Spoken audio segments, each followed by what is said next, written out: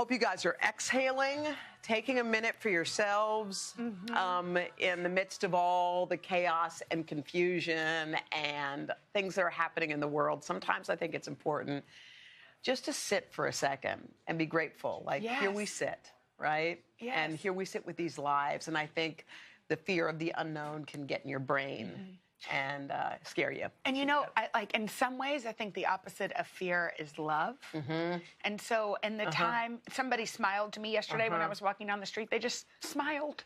And I was like, you know what? That all of a sudden made me feel good. So from then on, to everybody I saw, I mean, people probably thought I was odd in New York City, but I smiled because it's like, let's show each other a little bit of TLC. Yes. Yeah, you're right. I mean, I got on a subway because I had to go to the Social Security office for something, and I got on the wrong one, and I went all the way uptown on the express. And in the middle of it, you know when you realize I'm on the wrong train? And by the way, the train was not packed at all. And I was trying not to hold on to things, and I'm not a good train rider. No, I was standing because I wanted to stand. And I was trying to do it. That's really hard. It's like surfing. But I made, you know when you miss your stop, and I made eye contact with these two police officers who were on my mouth to them, like they don't care. I was like, I missed my stop. And they were like, oh, bummer. And I was kind of into the community of, yeah, terrible. I'm going way here. I'm supposed to go downtown. They were like this. Okay, good for you. But I like that. It was a tiny interaction, but it mattered. It's funny. I think like if something good is going to come out of all of this, it's this. It's a common shared experience. So like, let's find the light. You're right. We have been talking a lot about social distancing, which means they want you to stay 3 feet away or whatever. We feel kind of far for us. I know. But they say, and there's actually some science behind this. We did something earlier that said back when the flu hit in 1918, like 100 years ago, one city decided to do social distancing, meaning no big events. We're going to not have these big congregations of people. And the other city said, oh, please live and let live. We're having our parades. We're having our this and we're having our that. The spike in cases in the one where people decided to go ahead and go for it showed clearly. So it sounds very elementary. Like social distancing seems so weird. It's like, oh, just stand this far away. What's that going to do?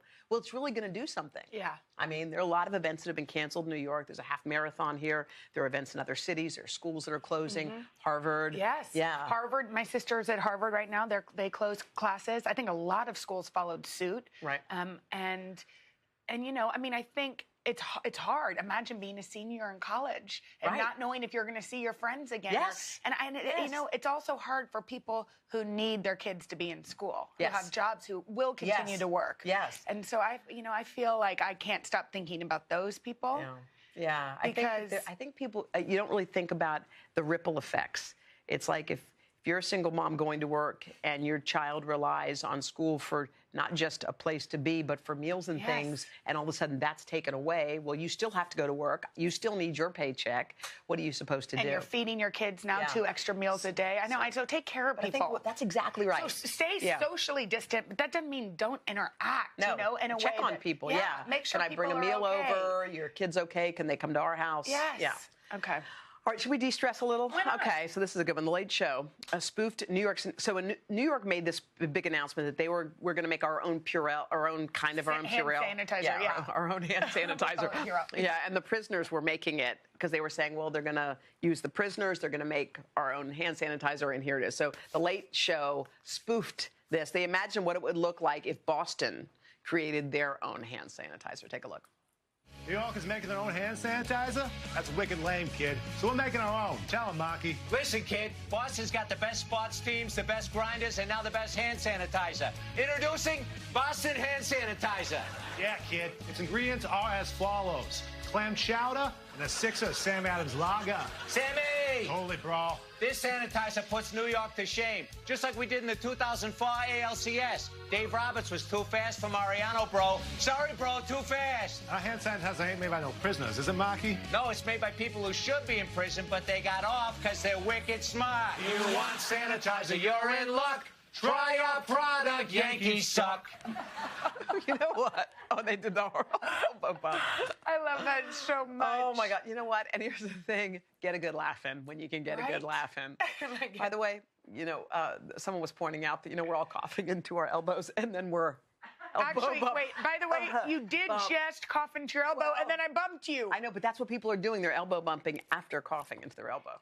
So what is that about? So I think we need to go back to either the booty bump, because there's nothing down there and faces away. Okay, see? This is safest. Yeah. Boom. Ow. Boom. That is the safest, I think. It's the safest. Our faces are away. Yes. There's no contagion down there as far as we know. Please don't say contagion. It's just gross. Okay, so let's talk. You guys, a lot of folks were looking for an escape, and the way to do it was the Bachelor last night. We haven't, in full disclosure, you and I have not been in on Pilot Pete's season, but it seems like everybody else has. Well, here's the funny thing. In the makeup room, just about a half hour ago, we got in. Oh, yeah. It was as if we've watched it the whole season. Here's what it came down to. Okay. Hannah Anna. No, Hannah Ann. Exactly. And Madison. They look alike. Okay, now. Okay. So we need our resident staffer, super fan, Channing. Okay. Come on in. Channing, we're glad you're back. We need you here. Are you an addict? You love it? I love it. It's Of course you do. Now, did it live up to the hype? This was one of my favorite seasons. Okay. And I think the ending was what? Okay. So Peter chose Hannah Ann. Yes, because on night one of the finale, Madison self-eliminated herself. Why? Why did she? She said they weren't compatible. Her main thing was she's saving herself for marriage. Pilot Pete is not. Right. She says we're not compatible that way. And that was hurting at her heart. And so she felt like she needed to leave. Right. So she left. Okay. He was hung up. He was like, I don't know if I want to go on with this season. Because you think he was going to propose to her all along. You do? 100. Okay, then what? So then only Hannah Ann's left. Hannah Anna. No, Hannah Ann. So he proposes to Hannah Ann.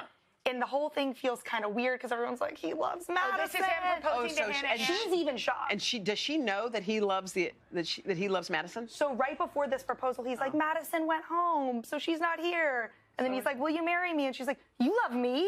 Like, what? She's okay, this just is as a shocked mess. as us. A mess. Now what happens? So they get engaged. Yeah. They leave Australia engaged, like totally Happy. in love, happy. In love. Yeah.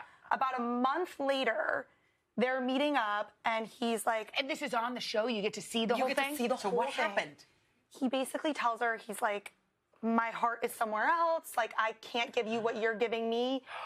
It's because he's still hung up on Madison. So he basically ends things with Hannah Ann. Then what happened? She gives the ring back.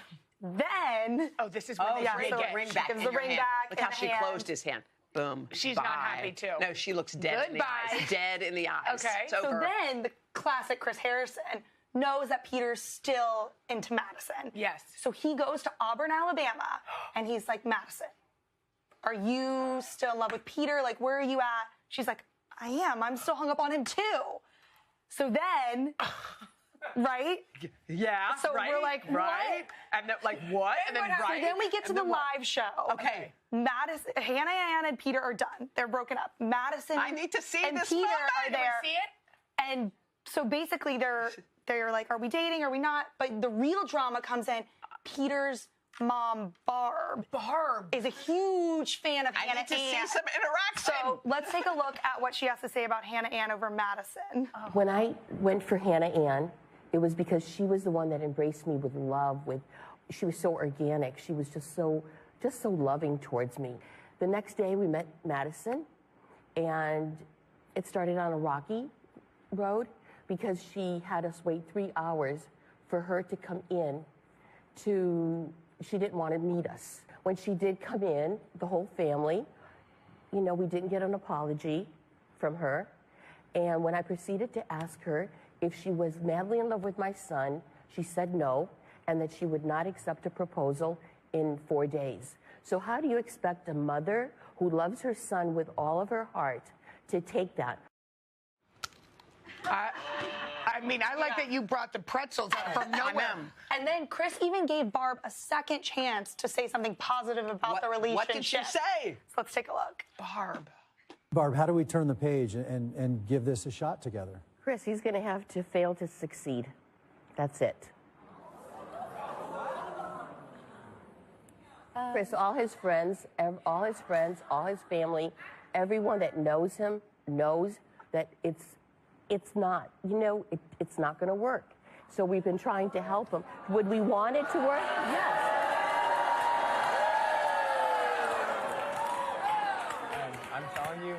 I am telling you that I love Madison, and that should be enough. Please. I don't know how to feel about this, Channing. I really don't. I feel bad for Madison. Yeah, I do too. Don't you?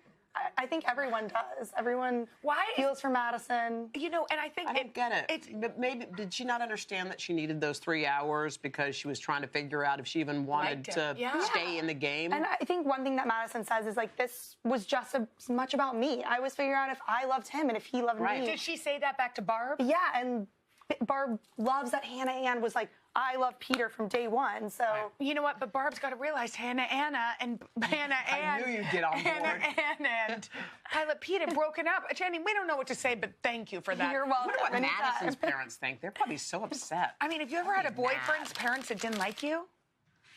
Yeah. All right. Welcome back, everybody.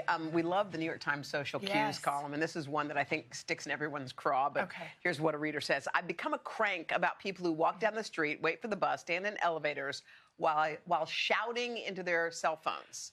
I'm pretty good at asking people politely to lower their voices when they're on too loud calls in restaurants. But is it too much to ask people in the street? To lower their voice? Yes, it's too much. On the street, it's too much, especially the streets of New York City. Like, that's, first of all, public. No, you don't ask. But I do find Have you ever asked anybody? I have never asked anybody, but I have gotten in the elevator before and had somebody have a full-on, like you're literally 1 foot away. What? I'm on one more floor. I'm on going to 8. Just hold on. Can you wait? It's like... I might lose you. I might lose you. Wait, hello? Ding. It's open. And then they burst out like on it. I think my biggest pet peeve, that's one of them, but my biggest pet peeve is like for anybody who's going up to a Starbucks counter or something to order a coffee and they're on the phone and they're like, yeah. Phone. Dry. Yeah, what? Oh, you're kidding. And then what did she say? Grande.